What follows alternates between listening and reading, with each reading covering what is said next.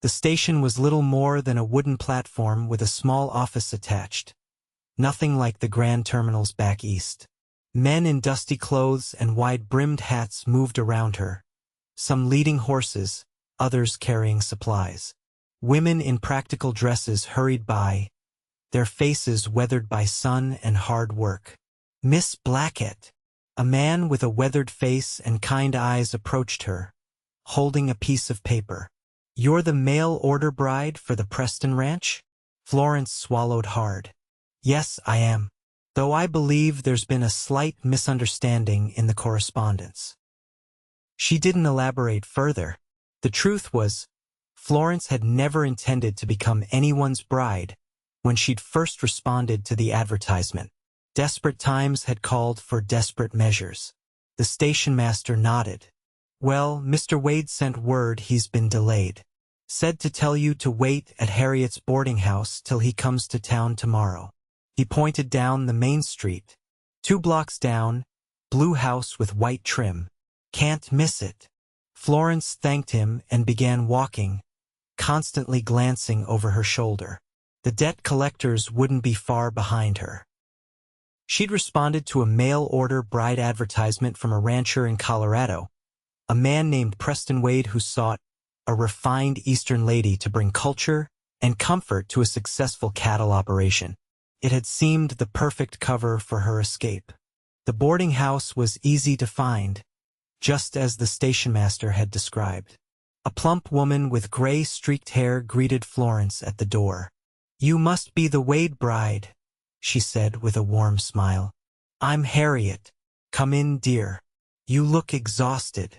Florence followed her into a cozy sitting room. "I'm not exactly," Harriet asked, already pouring from a porcelain pot. "Yes, thank you." Florence accepted the cup gratefully. "May I ask, what else can you tell me about Mr. Wade?" Harriet settled into an armchair across from her. "Preston came out here about 8 years ago. Started with almost nothing and built one of the most prosperous ranches in the county. He's 32, never been married. Keeps to himself mostly, but he's respected. Fair with his men, generous when folks need help." Florence nodded, sipping her tea while mentally calculating how long it would take Hollister's men to track her to Bonanza. She had perhaps a week, 2 at most. "You'll be comfortable here tonight," Harriet continued. "Preston paid for your room in advance. Said to make sure you had everything you needed." That night, Florence barely slept. Each creak of the old house startled her awake, convinced that Hollister's men had found her. By morning, dark circles had formed under her eyes, visible despite her attempts to conceal them. His grip was firm but gentle, and something in his steady gaze made Florence's breath catch. "Thank you for your hospitality," she managed. "Have you finished breakfast? I thought we might talk privately before heading to the ranch."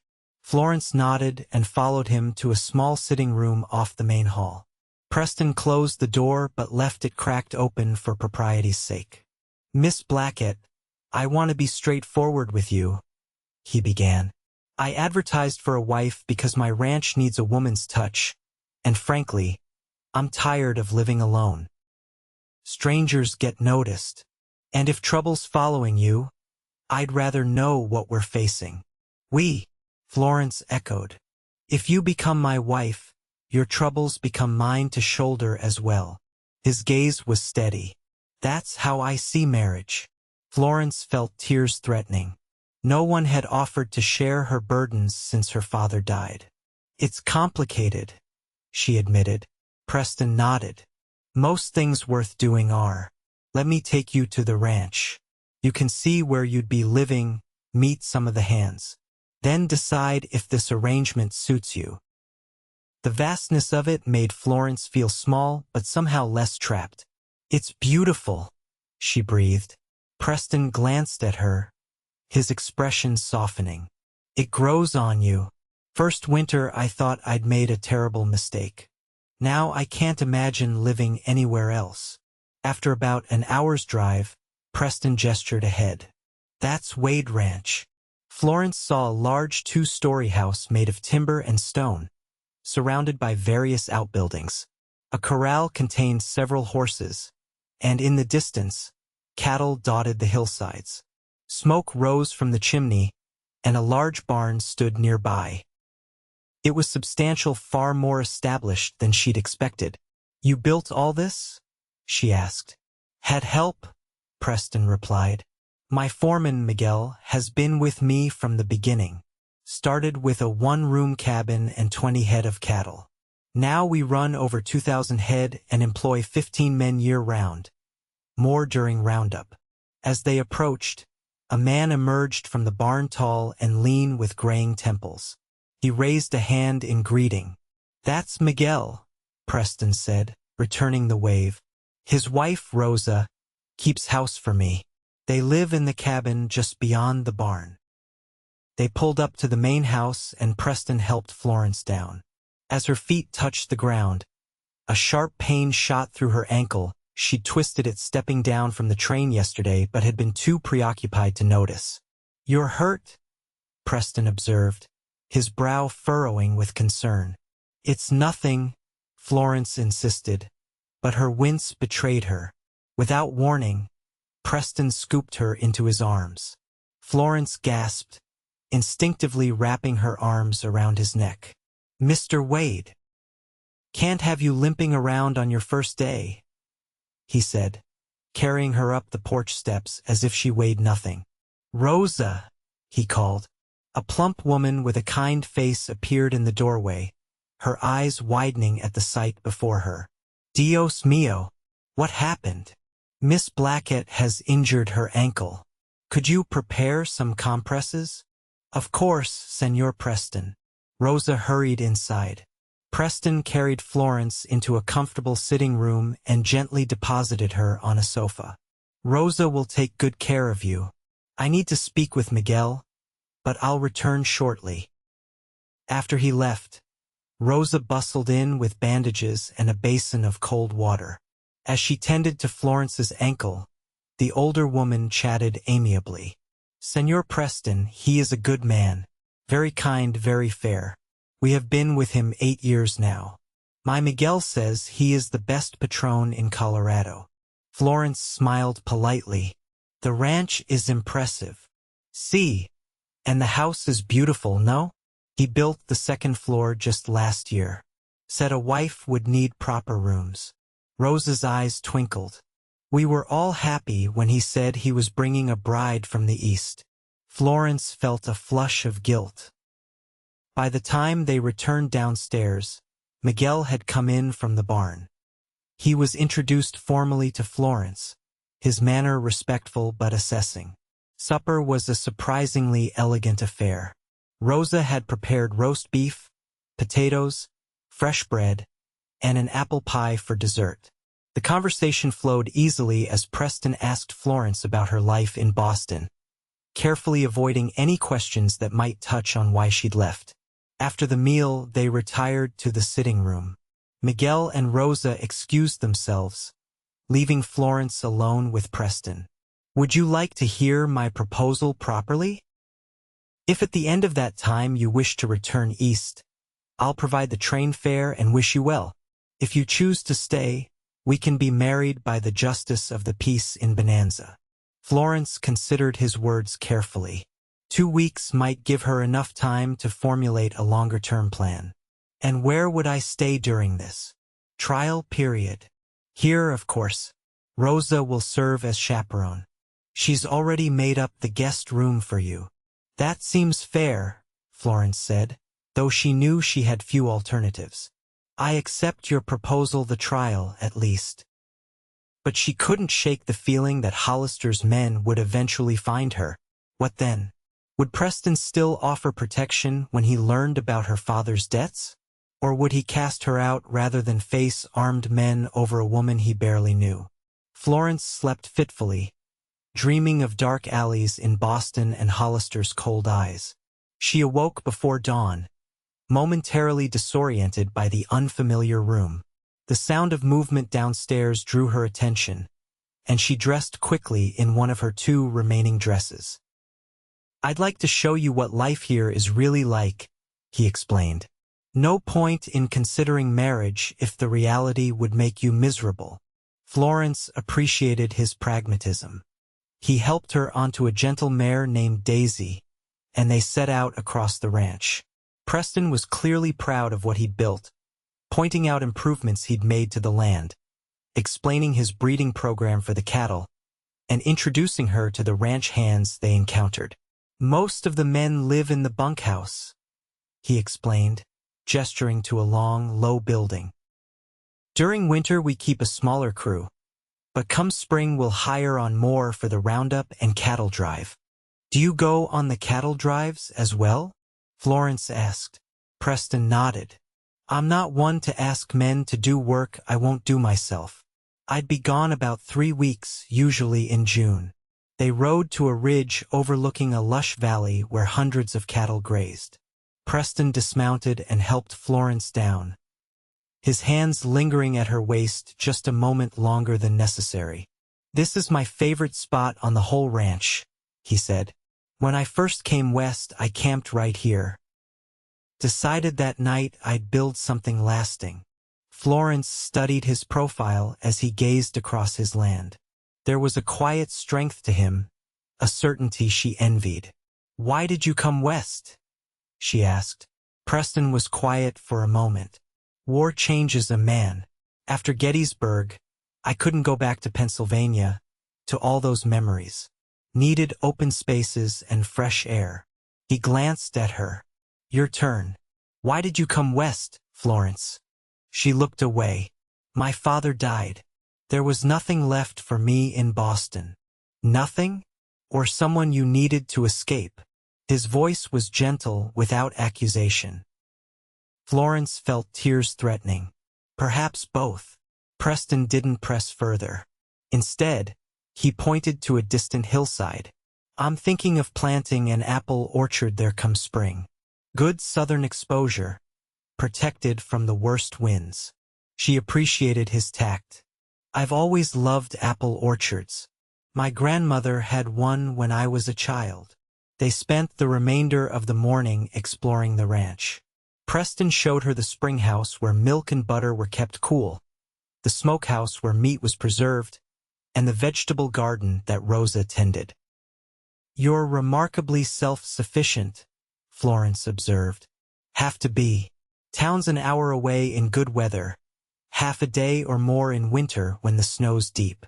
The implications of such isolation weren't lost on Florence. If Hollister's men found her here, help would be far away. Conversely, if she could remain hidden, the remote location might be her salvation. They returned to the house for the midday meal. Afterward, Preston excused himself to work with the men, leaving Florence to rest her ankle. "Oh, I haven't actually. Miss Blackett is visiting for 2 weeks before making any decisions," Preston interjected smoothly. "We both believe in careful consideration before marriage." Hank nodded sagely. "Smart thinking. My sister rushed into marriage with a drummer passing through town. 6 months later, he'd gambled away her inheritance and disappeared. After supper, Florence offered to play the piano.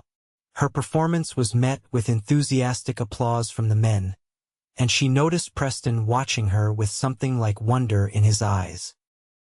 When the hands had returned to the bunkhouse and Rosa and Miguel to their cabin, Preston poured 2 small glasses of brandy and offered one to Florence.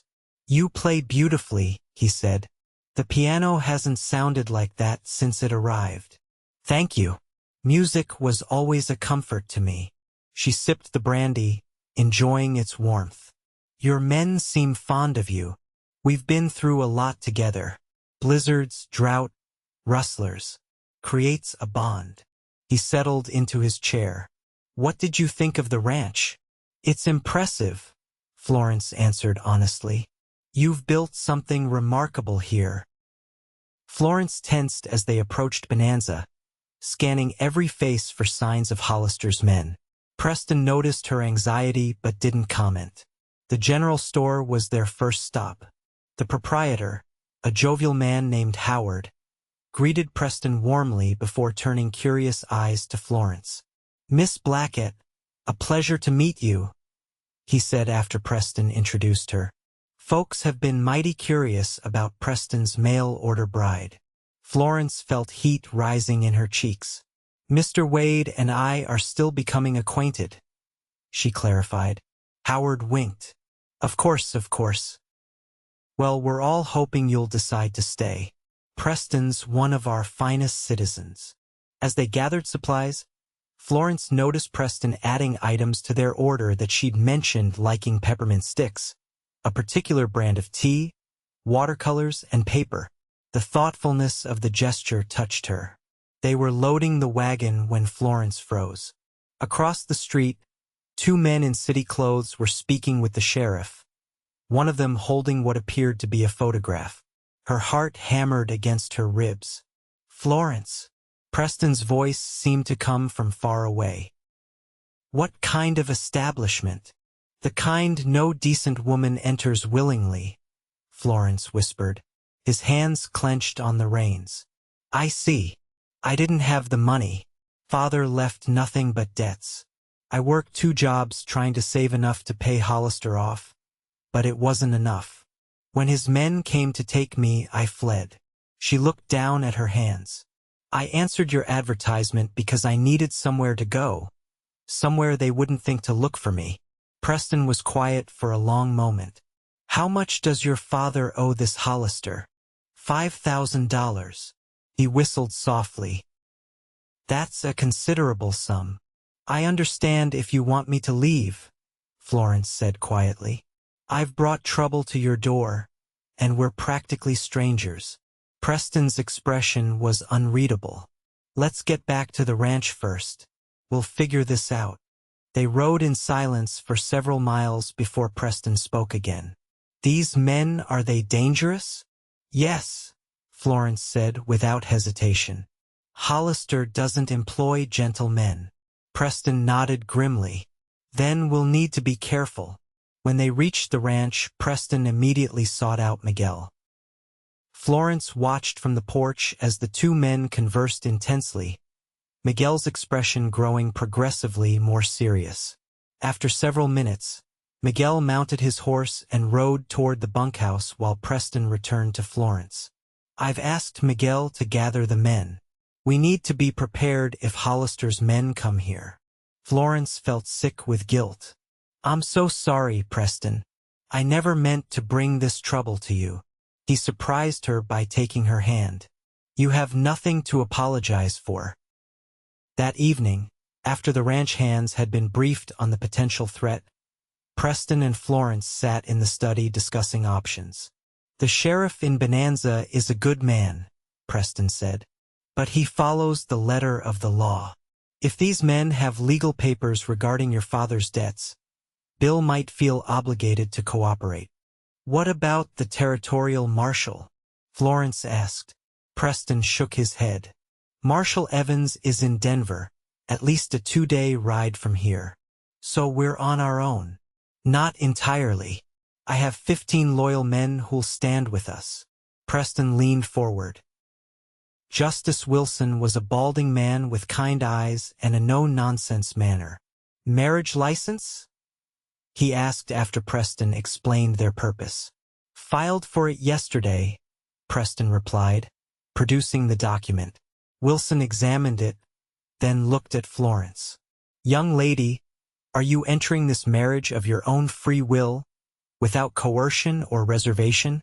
Florence met his gaze steadily. "I am." The ceremony was brief but meaningful. When Preston slipped his mother's ring onto her finger and promised to cherish and protect her all the days of his life, Florence felt tears threatening. As they prepared to leave, the door to the office opened, and Sheriff Bill Jenkins entered, followed by the 2 men Florence had seen the previous day. "Preston," the sheriff said, his expression uncomfortable, "thought I might find you here. These gentlemen are looking for a woman they believe might be in the area." One of the men stepped forward, his eyes cold as they fixed on Florence. "That's her. Florence Blackett." "Wade!" Preston corrected firmly. Mrs. Florence Wade, as of about 5 minutes ago. The man's face hardened. Doesn't matter. She's coming with us. She has debts to settle in Boston. Preston moved slightly, positioning himself between Florence and the men. Any debts my wife may have are now my concern. If you have legitimate documentation, I'm happy to discuss terms. The second man produced a folded document. This is a judgment against Samuel Blackett for $5,000, plus interest. As his only living heir, the debt transfers to his daughter. Sheriff Jenkins examined the paper. Seems in order, Preston. And does it specifically authorize these gentlemen to physically remove Mrs. Wade from her home to satisfy the debt? Preston asked calmly. The sheriff hesitated. Well, no, but... Then I propose this, Preston interjected. I'll have my bank in Denver issue a draft for the full amount. In return, I want a signed statement acknowledging the debt is paid in full. The first man scoffed. Mr. Hollister isn't interested in just money anymore. The girl embarrassed him by running. He wants her back in Boston. That's not happening. Preston's voice was steel. She's my wife now, under my protection. Your choices are simple. Accept payment for the debt or leave empty-handed. The tension in the room was palpable. Florence held her breath as the men exchanged glances. Mr. Hollister won't be pleased, the second man warned. That's not my concern, Preston replied. Do we have a deal? After a long moment, the first man nodded curtly. We'll need that bank draft today. Sheriff Jenkins can accompany us to the bank, Preston suggested. We'll settle this now. An hour later, the transaction was complete. Hollister's men departed on the afternoon train with a bank draft and a bitter defeat. Florence watched them go with a sense of disbelief. Just like that, the nightmare that had haunted her for months was over. Are you all right? Preston asked, standing beside her on the train platform. I can't believe it's done, she said. $5,000. Preston, I don't know how I'll ever repay you. He took her hand. You're my wife. What's mine is yours now. There's nothing to repay. As they rode back to their ranch now, Florence studied her husband's profile. This man who had been a stranger less than 2 weeks ago had just changed her life irrevocably. Why did you do it? She asked softly. You could have sent me away when you learned about the debt collectors. Instead, you married me and paid a small fortune to protect me. Preston was quiet for a moment. When I came west, I was running too from memories, from a life I couldn't bear to return to. Someone gave me a chance to start over, to build something new. I suppose I wanted to do the same for you. He glanced at her, his expression softening. And in the past week, I've come to care for you, Florence. More than I expected to. The simple honesty of his words touched her deeply. I've come to care for you too, she admitted. That evening, the ranch hands organized an impromptu celebration for the newlyweds. There was music from a fiddle and harmonica, dancing in the yard, and more food than Florence had seen since leaving Boston. As she danced with Preston under the stars, she marveled at the turn her life had taken. Later, as they stood alone on the porch watching the last of the hands return to the bunkhouse, Preston turned to her. I had Miguel and Rosa move your things to the master bedroom, but I want you to know I meant what I said about respect. I'll sleep in the guest room until you're ready for more. Marriage should be built on trust, not obligation. Florence was moved by his consideration. Thank you. I may need some time. Preston nodded, then gently cupped her face. May I kiss you good night, Mrs. Wade? His kiss was tender and unhurried, a promise rather than a demand. When they parted, Florence felt a warmth spreading through her that had nothing to do with the mild autumn night. The weeks that followed were a period of adjustment and discovery. Florence learned the rhythms of ranch life, taking over household management from a grateful Rosa and finding satisfaction in creating a true home. She started a small kitchen garden, redecorated several rooms that had been neglected, and began teaching reading to two of the younger ranch hands who had never had formal education. Preston, true to his word, courted his own wife with patience and consideration. They spent evenings reading aloud to each other, played chess by the fire, and took long rides across the ranch. Spring came to the Colorado Territory with a riot of wildflowers and the plaintive calls of newborn calves. Florence's condition was now visible. Her dresses let out to accommodate her growing belly.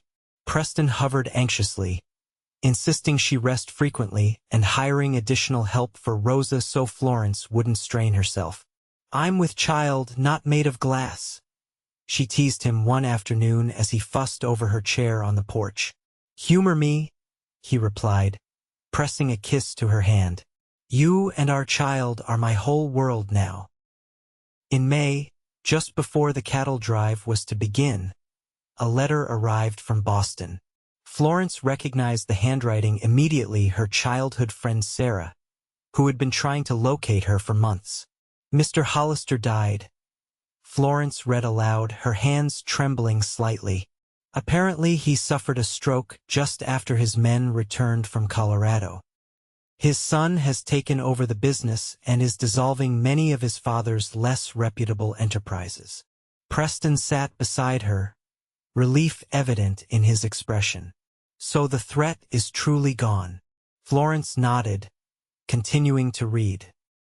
Preston had arranged for a doctor from Denver to attend the birth, insisting on the best care possible for his wife. In late August, after 18 hours of labor, Florence delivered a healthy son they named Samuel Preston Wade, after both their fathers.